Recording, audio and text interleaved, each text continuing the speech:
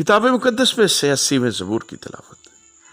اے اسرائیل کے چوپان، تو جو گلہ کی مانند یوسف کو لے چلتا ہے، کان لگا افرایم و بنیامین اور منسی کے سامنے اپنی قوت کو بیدار کر اور ہمیں بچانے کو آ۔ اے خدا، ہم کو بحال کر اور اپنا چہرہ چمکا تو ہم بچ جائیں گے۔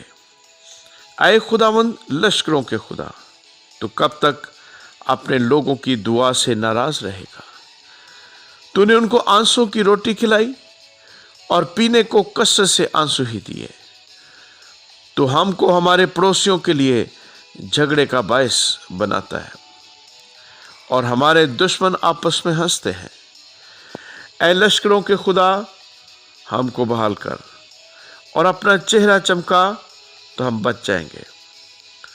تو مصر سے ایک تاک لایا، تو نے قوموں کو خارج کر کے اسے لگایا۔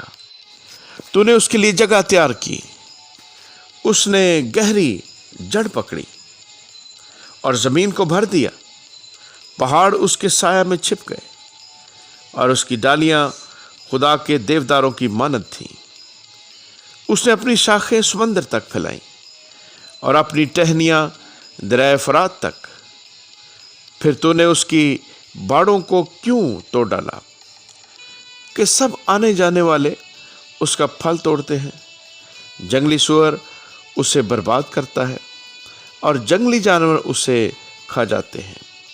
اے لشکروں کے خدا، ہم تیری منت کرتے ہیں، پھر متوجہ ہو، آسمان پر سے نگاہ کر اور دیکھ اور اس تاک کی نگہبانی فرما اور اس پودے کی بھی جسے تیرے دہنے ہاتھ نے لگایا ہے، اور اس شاخ کی جسے تو نے اپنے لیے مضبوط کیا ہے۔ یہ آگ سے جلی ہوئی ہے، یہ کٹی پڑی ہے، وہ تیرے منہ کی جھڑکی سے ہلاک ہو جاتے ہیں۔ تیرا ہاتھ تیری داہنی طرف کے انسانوں پر ہو، اس ابن آدم پر جسے تو نے اپنے لیے مضبوط کیا ہے۔ پھر ہم تجھ سے برگشتہ نہ ہوں گے، تو ہم کو پھر زندہ کر اور ہم تیرا نام لیا کریں گے۔ اے خداوند لشکروں کے خدا، ہم کو بحال کر، اپنا چہرہ چمکا تو ہم بچ جائیں گے۔ آمین۔